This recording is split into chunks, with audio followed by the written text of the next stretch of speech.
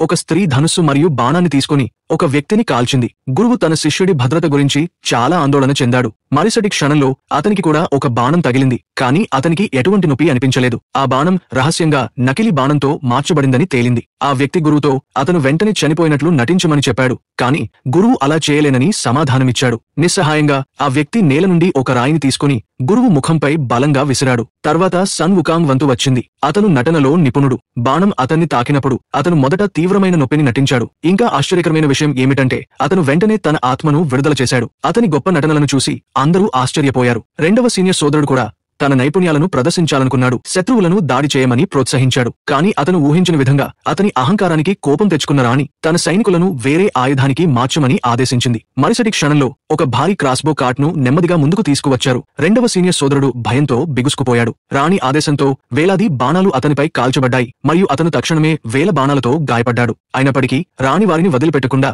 వారిని ఒక కొండ నుండి పడేయమని ఆదేశించింది. ఆమెకు తెలియని విషయం ఏమిటంటే సన్ వుకాంగ్ ఇప్పటికే ఆమె సైనికులకు లంచమిచ్చి వారు శిక్ష నుండి తప్పించుకునేలా చేశాడు.